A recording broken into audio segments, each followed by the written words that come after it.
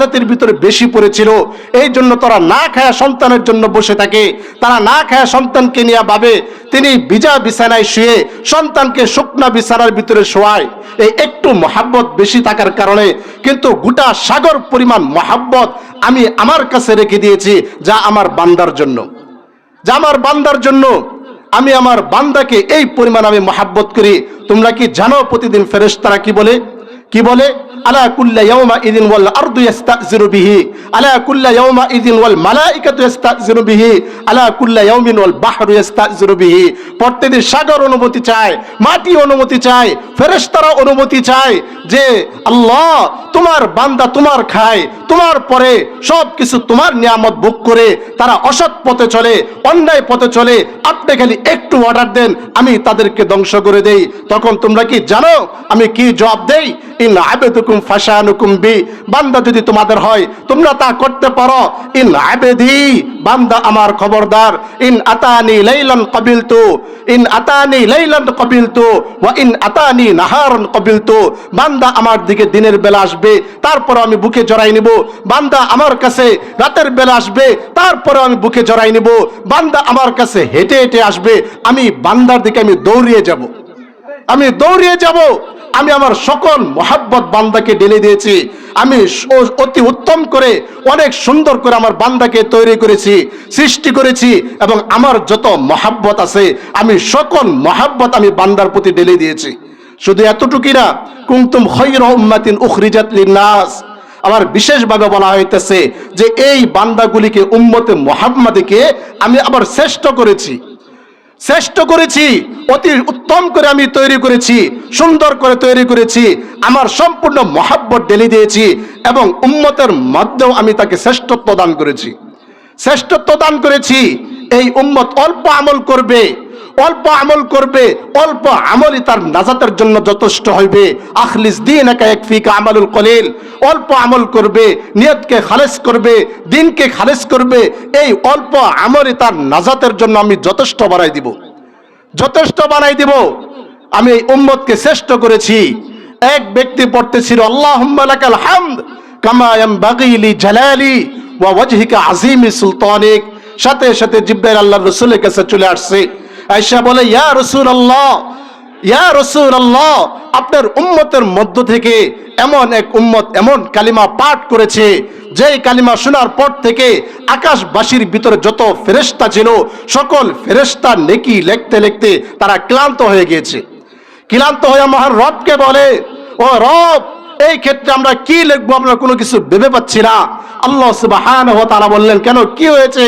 তখন তিনারা বলতেছিলেন, আল্লাহ তোমার বান্দা বলেছে যে আমার রব যত বড় তার প্রশংসাও তত বড়, আমাদের রব যত মহান তার প্রশংসাও তত মহান। আপনি তো এত মহান, আপনি তো এত বড়, আপনার নিয়ামত, আপনার প্রশংসা লেখে শেষ করা তো আমাদের পক্ষে সম্ভব না।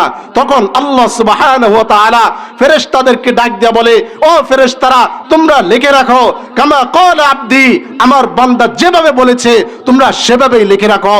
ওয়া আনা আজজি, আমি নিজের হাতে তাদের বদলা দিব, আমি নিজের হাতে বদলা দিব। জিবরাইল আলাইহিস সালাম আল্লাহর রাসূলের কাছে চলে আসছে। আল্লাহর রাসূল সাল্লাল্লাহু আলাইহি ওয়াসাল্লাম জিবরাইলকে প্রশ্ন করলো, ও জিবরাইল, তুমি যখন মন চাই তুমি আমার কাছে চলে আসো, তুমি আমার কাছে 24,000 বার তুমি এসেছো, তুমি যখন মন চাই তখন আমার কাছে চলে আসো, তুমি কোত্থেকে আসো? তখন জিবরাইল বললেন যে আমি প্রথম আসমান, দ্বিতীয় আসমান, তৃতীয়, চতুর্থ, পঞ্চম, সপ্তম আসমান অতিক্রম করে সিদরাতুল মুনতাহা থেকে আমি নিচে চলে আসি। আল্লাহর রাসূল সাল্লাল্লাহু আলাইহি সাল্লাম জিজ্ঞাসা করলো, ও জিবরাইল, এই জমিন থেকে আকাশের দূরত্ব কতটুকু? তিনি বলতেছিলেন এই জমিন থেকে আকাশের দূরত্ব হলো 500 বছরের রাস্তা। কত বছরের রাস্তা? আবার প্রশ্ন করলেন যে এই প্রথম আসমানটা কতটুক মোটা? তখন তিনি উত্তর দিলেন এই প্রথম আসমানটা মোটা হলো আবার 500 বছরের রাস্তা, 500 বছরের রাস্তা। প্রশ্ন করলেন প্রথম আসমান থেকে দ্বিতীয় আসমান পর্যন্ত কতটুক দূরত্ব? তিনি বলতেছিলেন দ্বিতীয় আসমান পর্যন্ত আবার 500 বছরের রাস্তা। এরকম প্রতিটা আসমানের মাঝখানে গ্যাপ রয়েছে 500 বছরের রাস্তা পরিমাণ।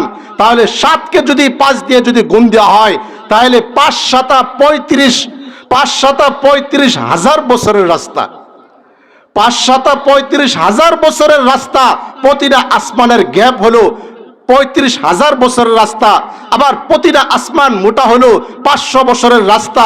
আবার যদি 5 দিয়ে 7কে গুণন দেওয়া হয় তাহলে 5,7,35 হয়, 35 70 হয়। 70,000 বছরের রাস্তা আমি অতিক্রম করে চলে আসি। জিজ্ঞাসা করা হলো, জিব্রাইল, এই আসমানের তুলনা হিসাবে দ্বিতীয় আসমানটা কতটুকু বড়? জিব্রাইল উত্তর দিতেছে, দ্বিতীয় আসমানটা এই আসমানের তুলনায় এতটুকু বড়, আমি যদি দুনিয়ার কোনো প্রান্তের ভিতরে যদি একটি আংটি ফেলে দেই, আপনি যেরকম ভাবে কিয়ামতের আগ পর্যন্ত আপনি সেটাকে খুঁজে বের করতে পারবেন না। এই আকাশটা যদি দ্বিতীয় আকাশের ভিতরে নিক্ষেপ করা হয় তাহলে কিয়ামতের আগ পর্যন্ত এই আকাশটাকেও খুঁজে বের করা যাবে না, খুঁজে বের করা যাবে না। যিনি এত বড় আকাশ সৃষ্টি করেছেন সেই আল্লাহ সুবহানাহু ওয়া তাআলা কত বড়, কত বড়। জিবরাইল আলাইহিস সালামকে 600 পাখা দান করা হয়েছে। আল্লাহর রাসূল বলেন, ক্বালা রাআ আখদারা রাফরাফান সাদ্দা উফুকিস সামাই, আমি জিবরাইলকে দেখলাম তার সবুজ পাখাগুলি দিয়ে গোটা দিগন্ত পৃথিবীর এক প্রান্ত থেকে আরেক প্রান্ত পর্যন্ত ঢেকে রেখেছে। আল্লাহর রাসূল সাল্লাল্লাহু আলাইহি সাল্লাম জিবরাইলকে জিজ্ঞাসা করলেন, ও জিবরাইল, তুমি 70,000 বছরের রাস্তা অতিক্রম করে চলে আসো, তুমি কতটুকু গতিতে তুমি আমার কাছে আসো, কতটুকু গতিতে তুমি আমার কাছে আসো? তখন তিনি বলতেছিলেন, যখন ইউসুফ আলাইহিস সালামকে কূপের ভিতরে নিক্ষেপ করা হয় তখন আমি 7ম আসমান অতিক্রম করে সিদরাতুল মুনতাহার ভিতরে অর্থাৎ বড়ই গাছের নিচে আমি বসা ছিলাম। আল্লাহ সুবহানাহু ওয়া তাআলা আমাকে আদেশ করলেন, ও জিবরাইল, যাও, আমার ইউসুফ পানিতে পড়ার আগেই তুমি তোমার নূরের পাখাগুলি বিছিয়ে দাও, তুমি তোমার নূরের পাখাগুলি বিছিয়ে দাও। তখন আমি সিদরাতুল মুনতাহা থেকে 7ম আসমান অতিক্রম করে 70,000 বছরের রাস্তা অতিক্রম করে মাত্র কয়েক সেকেন্ডের ভিতরে এসে ইউসুফ আলাইহিস সালামের নিচে আমি আমার পাখাকে বিছিয়ে দিয়েছি। এরকম ভাবে তাকে এত শক্তি দিয়ে তৈরি করা হয়েছে। তিনি যদি তিনার পাখা দিয়ে একটি ধাপ দেন, তিনি 70,000 বছরের রাস্তা চলে যান, 70,000 বছরের রাস্তা চলে যান। তিনাকে আবেদন করা হলো, জিবরাইল, তুমি এত বড় শক্তির অধিকারী, না জানি তোমার দেহ কত বড়, তুমি বারবার তুমি আমার কাছে আসো মানুষের আকৃতি ধারণ করে, আজকে আমি তোমার আকৃতি একটু দেখতে চাই। জিবরাইল আলাইহিস সালাম বললেন, ইয়া রাসূলুল্লাহ, আপনি চাইলেও আমাকে দেখতে পারবেন না, যেহেতু আপনি আবদার করেছেন, আমি আপনার কথাকে রাখবো। তখন তিনি বলতেছিলেন, ইয়া রাসূলুল্লাহ, আপনি চোখ বন্ধ করেন। তিনি চোখ বন্ধ করলেন, আবার এখন বললেন, আবার চোখ খুললেন, দেখলেন গোটা পৃথিবী অন্ধকার হয়ে গিয়েছে, গোটা পৃথিবী অন্ধকার হয়ে গিয়েছে। আবার জিজ্ঞাসা করলেন, ইয়া রাসূলুল্লাহ, আপনি চোখ বন্ধ করেন। চোখ বন্ধ করছে, আবার খুলছে, আবার দেখে ওই আগের মতো হয়ে গিয়েছে। আল্লাহর রাসূল বলতেছিলেন, ও জিবরাইল, তুমি চোখ বন্ধ করতে বললা, আমি করলাম, আমি একবার শুধু অন্ধকার দেখলাম, আর কিছুই তো দেখতে পেলাম না। জিবরাইল বলে, আপনি দেখবেন কোত্থেকে? আমি আমার মাত্র 2টা পাখাকে বিছাই দিয়েছি, গোটা পৃথিবী ঢেকে গিয়েছে, এই জন্য গোটা পৃথিবী অন্ধকার হয়ে গিয়েছে, গোটা পৃথিবী অন্ধকার হয়ে গিয়েছে।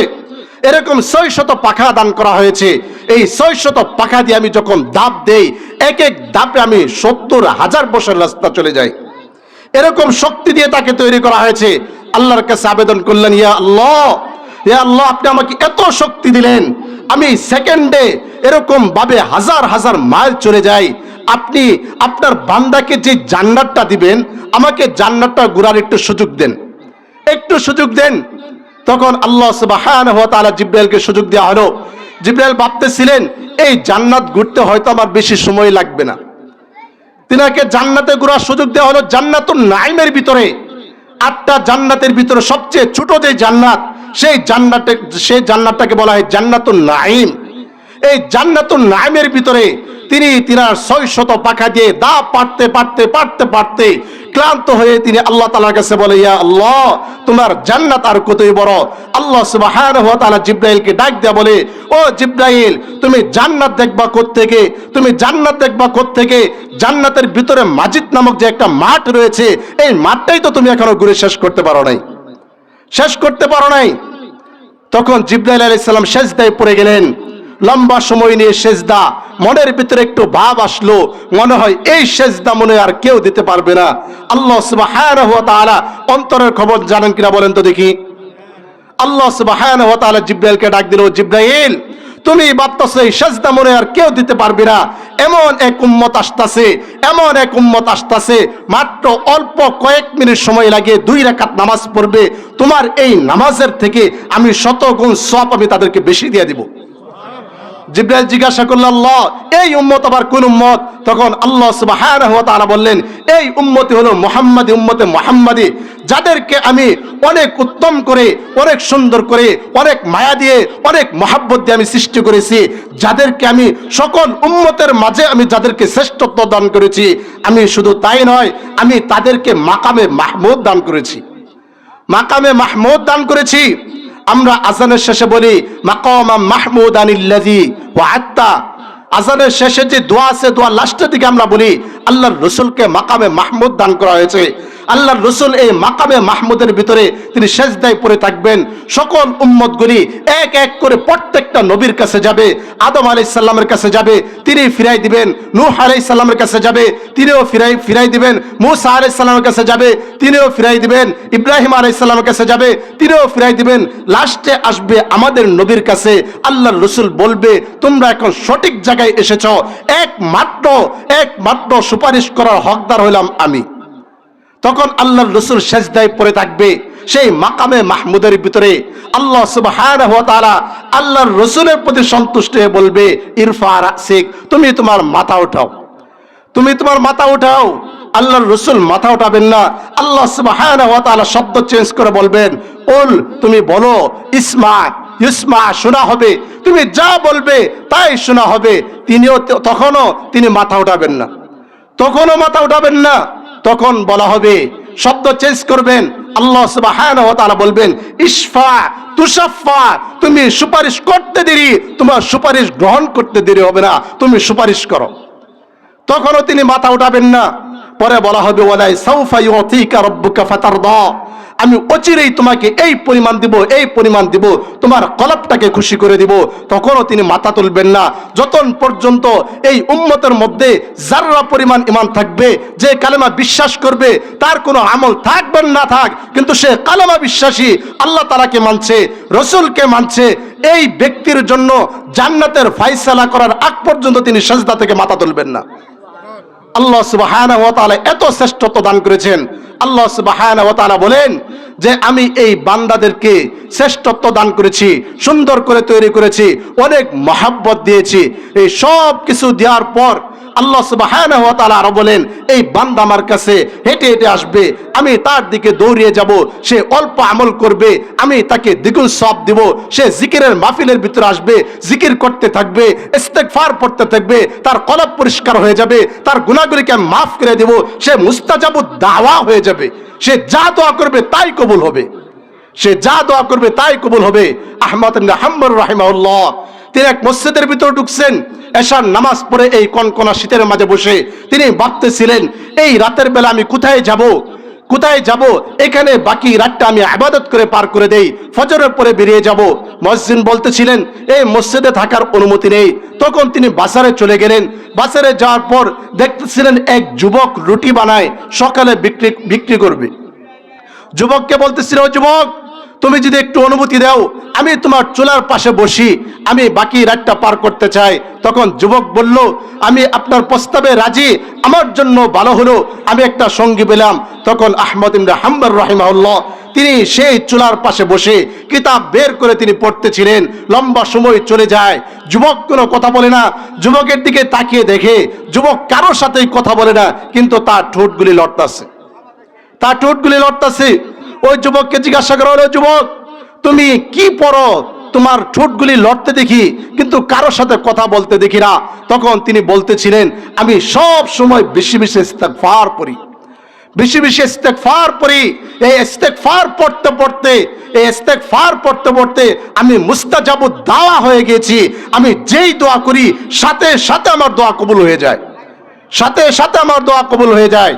আমার জীবনের সকল দোয়া কবুল হয়েছে, শুধু একটি দোয়া কবুল হয় নাই। তখন আহমদ ইবনে হাম্বল রাহিমাহুল্লাহ জিজ্ঞাসা করলেন, তোমার সেই দোয়াটা কি যেটা কবুল হয় নাই? তিনি বলতেছিলেন, সেই দোয়াটা হলো, আমি মানুষের মুখে শুনি আমাদের পার্শ্ববর্তী এলাকায় নাকি আহমদ ইবনে হাম্বল রাহিমাহুল্লাহ, তিনি নাকি অনেক জবরদস্ত আলেম, আজ পর্যন্ত তাকে আমি দেখতে পেলাম না। যদি তাকে একটু দেখতে পাইতাম তাহলে তার বুকের সাথে বুক মিলিয়ে তার কপালের ভিতরে একটা চুমু খাইতাম। আমার শুধু এই দোয়াটা কবুল হয় নাই। আহমদ ইবনে হাম্বল রাহিমাহুল্লাহ বলতেছেন, তোমার এই দোয়াটাও কবুল হয়েছে, আমি হইলাম আহমদ ইবনে হাম্বল রাহিমাহুল্লাহ।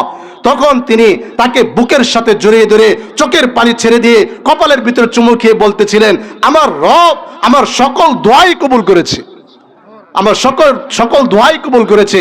এই উম্মতে মুহাম্মাদের এত দাম, তারা ছোট ছোট আমল করবে, তারা ছোট ছোট আমল করবে, তারা মুস্তাজাবুদ দাওয়া হয়ে যাবে, তারা যেই দোয়া করবে সেই দোয়াই কবুল হয়ে যাবে, সেই দোয়াই কবুল হয়ে যাবে। শুধু দোয়ার ক্ষেত্রে আদব রক্ষা করতে হবে, আদব রক্ষা করতে হবে। আমরা যখন কোনো কিছু হাসিল করতে চাই কোনো ব্যক্তির কাছ থেকে, তখন আমরা তার আসবাবের প্রশংসা করি, তার ব্রিজের প্রশংসা করি, তার অনেক অনুদানের প্রশংসা করি। এগুলির প্রশংসা মতান্তরে ওই চেয়ারম্যানের প্রশংসা হয়, ওই মন্ত্রীর প্রশংসা হয়, ওই এমপির প্রশংসা হয়, ওই বাদশার প্রশংসা হয়। যারা এগুলি করেছে প্রশংসা করতে করতে যখন দেখি তার কলবটা খুশি হয়ে যায়, যখন আমরা ছোট করে আবদার করি, ও মেম্বার সাহেব, ও চেয়ারম্যান সাহেব, আপনি কত মানুষের আবদার পূরণ করলেন, আপনি সমাজের কত কত ভালো কাজ করলেন, আপনি যদি আমার কাজটা করে দিতেন তাহলে আমার জন্য একটু ইহসান হইতো। তখন সহজেই সেই লোকটা রাজি হয়ে যায়, সহজেই সেই লোকটা রাজি হয়ে যায়। আমি যখন এক বাদশার কাছে চাবো, দুনিয়ার বুকে যখন কোনো বাদশার কাছে চাইতে যাই ধমকি দিয়ে, বাদশার কাছে যাওয়াই তো কঠিন, যখন কোনো ধমকি দিয়ে চাবো, গাম্ভীর্যতা বাপ নিয়ে চাবো, অহংকারী বাপ নিয়ে চাবো, তখন বলবে তোকে তো এটা দিবই না, আর প্রশাসনের কাছে ধরাই দিবে, এই বেয়াদবকে নিয়ে যাও এখান থেকে। এরকম আচরণ আমরা পাবো। কিন্তু যখন আমরা সকল বাদশার বাদশা গোটা জগতের মালিকের কাছে চাইতে যাব, সেই ক্ষেত্রে আমাদের কি পরিমাণ আদব রক্ষা করার দরকার, কি পরিমাণ আদব রক্ষা করার দরকার। আমরা মূলত চাইতেই জানি না আমরা দামি মানুষ, আমরা উত্তম মানুষ, আমরা সুন্দর মানুষ, আমরা শ্রেষ্ঠ মানুষ। এই শ্রেষ্ঠ মানুষ হওয়ার পর, শ্রেষ্ঠ মানুষ হওয়ার পরেও আল্লাহ তাআলার কাছে কিভাবে চাইতে হবে সেই আদবটুকু আমরা শিখলাম না। ফেরাউনের মতো লোক যদি আল্লাহ তাআলার কাছে চেয়ে যদি নীল দরিয়ার ভিতর যদি পানি চালু করতে পারে, পানি চালু করতে পারে, আপনার আমি সুন্দর মানুষ হয়ে, উত্তম মানুষ হয়ে, রবের মহব্বত নেওয়ার পরেও, রবের শ্রেষ্ঠত্ব পাওয়ার পরেও কেন আল্লাহ তাআলার কাছ থেকে আমরা কোনো কিছু হাসিল করতে পারি না? কারণ আমরা চাইতেই পারি না, আমরা আদবই জানি না। এই জন্য মহান রব বান্দাদেরকে বলে, আমি তোমাদেরকে যে রকম ভাবে মহব্বত দিয়ে সৃষ্টি করেছি, উত্তম করে সৃষ্টি করেছি, তোমাদেরকে শ্রেষ্ঠত্ব দান করেছি, তোমরা কিভাবে চাইলে আমার থেকে কোন সবকিছু হাসিল করতে পারবে, আমি সেটাও তোমাদেরকে শিখিয়ে দিচ্ছি, সেটাও তোমাদেরকে শিখিয়ে দিচ্ছি। আলহামদুলিল্লাহ রাব্বিল আলামিন। সর্বপ্রথম রবের প্রশংসা, সর্বপ্রথম রবের বরত্ব প্রশংসা, যিনি গোটা জগতের মালিক, গোটা জগতের মালিক, যিনি বড় বড় দুনিয়ার ভিতর যা কিছু আছে এই সব কিছুর মালিক, এই সব কিছুর মালিক মহান রব বলেন আর রহমানির রহিম। তিনি অতি মেহেরবান, অতি দয়ালু। সমাজের ভিতরে নানান প্রকৃতির মানুষ থাকে, আল্লাহর কাছে আল্লাহর সাথে নাফরমানি করে, আল্লাহর সাথে বেঈমানি করে, হুকুম মানে না, দেখা গেছে ভিন্ন পথে হাঁটে, তারপরেও তাকে আল্লাহ সুবহানাহু ওয়া তাআলা খাওয়ান, আল্লাহ সুবহানাহু ওয়া তাআলা খাওয়ান। তিনি রহমান, দয়ালু, মেহেরবান। মালিক ইয়াউমিদ্দিন। বিনয়ের সিফাত আনতে হবে, নিজেকে ছোট করতে হবে রবের কাছ থেকে কোনো কিছু হাসিল করতে হলে। মালিক ইয়াউমিদ্দিন, ও রব, আমরা তো তোমারই বান্দা, তুমি তো আমাদের রব। এমন তো কেউ নেই যে আমাদেরকে কোনো কিছু দান করবে অভ্যন্তরীণ বিষয়ে। মানুষের কাছে, কোনো মাখলুকের কাছে চাওয়াও তো হারাম, চাইলেও তো আমরা কাফের হয়ে যাব। তুমি না, তুমি দান না করলে, তুমি সাহায্য না করলে আমরা কার কাছে যাব? আমরা কার কাছে যাব? নিজেকে ছোট করা হলো, নিজেকে ছোট করা হলো। এখন আল্লাহ সুবহানাহু ওয়া তাআলা বলেন, তোমাদের জন্য কোনটা ভালো হবে, কোনটা ভালো হবে, তোমাদের জন্য কোনটা ভালো হবে সেটাও শিখিয়ে দিচ্ছেন। ইহদিনাস সিরাতাল মুস্তাকিম, ইহদিনাস সিরাতাল মুস্তাকিম। আমাদেরকে সঠিক পথে চালাও। একটা মানুষের জন্য সঠিক পথে চলতে পারাটা সবচেয়ে বড় নিয়ামত, সবচেয়ে বড় নিয়ামত। আমার দুনিয়ার জীবনে কোটি কোটি টাকা রয়েছে, আমি অনেক টাকা সম্পত্তি হয়ে গিয়েছি, কিন্তু আমি সঠিক পথে নাই। কাল কিয়ামতের দিন আমার থেকে কাঙ্গাল আর কেউ থাকবে না, আমার থেকে হতভাগা আর কেউ থাকবে না। আরেকটা মানুষ সমাজের ভিতরে একবেলা খায় আরেক বেলা খাইতে পারে না, একবেলা চলে আরেক বেলা চলতে পারে না। দেখা গেছে সাধারণভাবে সে জীবন যাপন করে। এই সাধারণ মানুষটা যদি সঠিক পথে থাকে, তাহলে এই মানুষটাও দেখা গেছে আখিরাতের জিন্দেগিতে সবচেয়ে সৌভাগ্যবান ব্যক্তি, সবচেয়ে সৌভাগ্যবান ব্যক্তি। এই জন্য সঠিক পথে চলতে পারাটাই সবচেয়ে বড় সৌভাগ্যের বিষয়। কোন জিনিস চাওয়া যাবে না? গায়রুল মাগদুবি আলাইহিম ওয়াদ-দাল্লিন, ওই সমস্ত লোকদের পথে চালিও না যাদেরকে তুমি ভ্রষ্ট করেছো, ওই সমস্ত লোকদের পথে চালাও। আনআমতা আলাইহিম, যাদেরকে তুমি নিয়ামত দিয়েছো, সালিহিন, জাকিরিন, শুহাদায়ে কেরাম, আম্বিয়ায়ে কেরাম, যারা এই দিনের জন্য জীবন দিয়েছে, রক্ত দিয়েছে। যেমনি ভাবে রাসূল করিম সাল্লাল্লাহু আলাইহি সাল্লাম তায়েফের ময়দানে রক্তাক্ত হয়েছেন, যেমনি ভাবে তিনি তায়েফের রাসূল করিম সাল্লাল্লাহু আলাইহি সাল্লাম উহুদের যুদ্ধের ভিতরে দানকে শহীদ করেছেন, অনুরূপ ভাবে এই দিনের জন্য উহুদ প্রান্তরে 70,000 সাহাবা, 70 জন সাহাবীদেরকে শহীদ করা হয়েছে। খন্দক প্রান্তরে এরকম ভাবে 14 জনকে শহীদ করা হয়েছে। নাইম প্রান্তরে 19 জনকে শহীদ করা হয়েছে। বনু ইয়াহইয়ানে 67 জনকে রক্তাক্ত করা হয়েছে। আল্লাহর রাসূলের 256 জন সাহাবী নিজের দেশ ছেড়েছে, এলাকা ছেড়েছে, সমাজ ছেড়েছে। অনুরূপ ভাবে আল্লাহর রাসূল নিজের দেশ ছেড়েছে, এলাকা ছেড়েছে, সমাজ ছেড়েছে একমাত্র এই দিনের জন্য। আবু বকর রাদিয়াল্লাহু তাআলা আনহুকে বিষ খাইয়ে মারা হয়েছে, ওমর রাদিয়াল্লাহু তাআলা আনহুকে নামাজের ভিতরে রক্তাক্ত করে শহীদ করা হয়েছে, উসমান রাদিয়াল্লাহু তাআলা আনহুকে নামাজের ভিতরে কোরআনরত অবস্থায় তাকে শহীদ করা হয়েছে, আলী রাদিয়াল্লাহু তাআলা আনহুকে নামাজের ভিতরে শহীদ করা হয়েছে, হাসান রাদিয়াল্লাহু তাআলা আনহুকে বিষ খাইয়ে পান করা হয়েছে, হুসাইন রাদিয়াল্লাহু তাআলা আনহুকে অনুরূপভাবে তাকে রক্তাক্ত করা হয়েছে, তাকেও অনুরূপভাবে শহীদ করা হয়েছে। একের পর এক এরকম কুরবানির বদলতে আমাদের কাছে দিন এসেছে। দেখা গেছে আমাদের আকাবিরদের ভিতরে সৈয়দ ইসমাইলের রক্তই দেখা গেছে, এই রক্তে দেখা গেছে ওই রঞ্জিত হয়েছে, ওই বালাকুটের ময়দান রঞ্জিত হয়েছে। অনুরূপ ভাবে আবু হানিফার লাশকে এরকম ভাবে দেখা গেছে ওই জেলখানা থেকে বের করা হয়েছে। এরকম প্রত্যেকটা আকাবির ত্যাগ স্বীকার করেছে। হুসাইন মাদানী, মাহমুদুল হাসান দেওবন্দি, কাসেম নানুতুবি, প্রত্যেকটা মানুষই তারা এই দিনের জন্য রক্তের নজরানা পেশ করেছে। অনুরূপ ভাবে আমাদের বাংলাদেশের ভিতরেও আমাদের যে আকাবিররা রয়েছে, আশেকে রাসূলুল্লাহ রয়েছে, তারাও এরকম ভাবে এই দিনের জন্য শাপলার বুকে ঝাঁপিয়ে পড়েছিল, নিজের রক্ত দিয়ে এই দিনকে টিকিয়ে রেখেছে। এই দিনের জন্য মেহনত করতে হবে, নিজের শ্রেষ্ঠত্বকে বজায় রাখার জন্য। যেরকম ভাবে আল্লাহ তাআলা ঘোষণা করেছেন, তুমি শ্রেষ্ঠ মানুষ, তুমি সুন্দর মানুষ, তোমার সবকিছু ঠিক আছে, তবে তোমার জন্য দুইটা কাজ করতে হবে। তা'মুরুনা বিল মারুফ ওয়া তানহাউনা আনিল মুনকার, তোমার সৎ কাজের আদেশ করতে হবে। তোমার তোমার জেল খাড়া লাগতে পারে, তোমার জীবন যাইতে পারে, তোমার নানান জুলুমের শিকার হইতে পারে, কোনো কিছুকে তোয়াক্কা করা যাবে না। এই সর্ব অবস্থায় সব কিছুকে বাদ দেওয়া হলেও তোমার সঠিক পথে থাকতে হবে। আর যদি না থাকো, তুমি শ্রেষ্ঠ হওয়ার পরেও, তুমি সুন্দর হওয়ার পরেও, তুমি দামি হওয়ার পরেও, তোমার প্রতি মহব্বত থাকার পরেও, আমি কসম খেয়ে বললাম, ও উম্মতে মুহাম্মাদি, আমি তোমার জিন্দেগির কসম খেয়ে বললাম, ইন্নাল ইনসানা লাফি খুসর, তুমি ক্ষতিগ্রস্তর মধ্যে রয়েছো। এই ক্ষতি থেকে বাঁচতে হলে তোমার 4টা কাজ অবশ্যই করতে হবে। ইল্লাল্লাযিনা আমানু, তোমার ভাই তোমার বিরুদ্ধে যেতে পারে, তোমার ফ্যামিলি তোমার বিরুদ্ধে যেতে পারে, সর্বদাই তোমার ঈমান রাখতে হবে, ওয়া আমিলুস সালিহাত, কেউ যদি নিষেধ করে আমল না করার জন্য সেটাকে তোয়াক্কা করা যাবে না। নিজের ফ্যামিলির কথা মানা যাবে না, বাবার কথা মানা যাবে না, শাসকের কথা মানা যাবে না, তোমার আমল করতে হবে। ওয়া তাওয়াসাউ বিল হক, সঠিক পথে ডাকতে হবে, যত বাধাই আসুক না কেন। ওয়া তাওয়াসাউ বিস সবর, সবর ধৈর্য ধারণ করতে হবে, ধৈর্য ধারণ করতে হবে, যত বিপদে আসুক না কেন।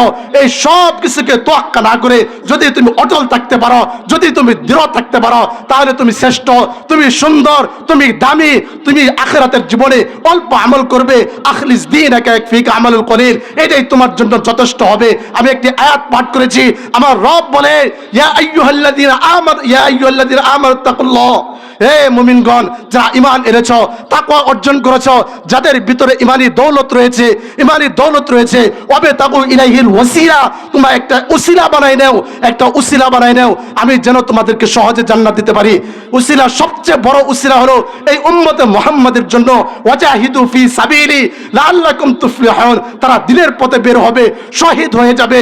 পূর্বের জীবনে যদি কোনো আমল যদি না থাকে, নামাজ না থাকুক, রোজা না থাকুক, সদকা না থাকুক, শহীদ হয়ে গেলে আমি সরাসরি তাকে জান্নাত দিয়ে দেব, সরাসরি তাকে আমি জান্নাত দিয়ে দেব। এই জন্য তোমরা উসিলা তৈরি করো, তোমরা উসিলা তৈরি করে আমার কাছে এসো। উসিলার মাধ্যম হলো সর্বপ্রথম সবচেয়ে উঁচু মাধ্যম হলো জিহাদ, সবচেয়ে উঁচু মাধ্যম হলো জিহাদ। সমাজ থেকে এই সুন্নাহটা উঠে যাচ্ছে, আমরা বড় করে আমল না করতে পারি, এই ছোট আমলটা, এই ছোট সুন্নতটা যেন আমরা সকলেই যেন চিন্তা করি। যে কোনো মুহূর্তে, যে কোনো পরিস্থিতিতে যদি ওলামায়ে কেরামের যদি ডাক চলে আসে বাংলা সীমান্তকে রক্ষা করার জন্য, গোটা জাতিকে হেফাজত করার জন্য, তখন সব কিছুকে তোয়াক্কা না করে, নিজের ফ্যামিলির দিকে না তাকিয়ে, নিজের পরিবারের জন্য না তাকিয়ে, নিজের বাবার দিকে না তাকিয়ে, নিজের ভাইয়ের জন্য না তাকিয়ে, মাথার ভিতরে কাফনের কাপড় বেঁধে আমরা যদি এই জিহাদের জন্য যদি নেমে যেতে পারি, যদি শহীদ হয়ে যায়, তখন দেখা গেছে কাল কিয়ামতের দিন এটাই আমার নাজাতের জন্য সবচেয়ে বড় উসিলা হয়ে যাবে, উসিলা হয়ে যাবে। আল্লাহ সুবহানাহু ওয়া তাআলা আমাদের সকলকেই এই দুনিয়ার বুকে আল্লাহ সুবহানাহু ওয়া তাআলা এত শ্রেষ্ঠত্ব দিলেন, সেই শ্রেষ্ঠত্বকে ধরে রাখার তৌফিক দান করুক। এবং ছোটখাটো আমল করে, যে আমল করলে রব খুশি হয়ে যায়, যে আমল করলে রাসূল খুশি হয়ে যায়, এমন কিছু আমল করে দুনিয়ার জীবন থেকে আখিরাতকে গুছিয়ে বিদায়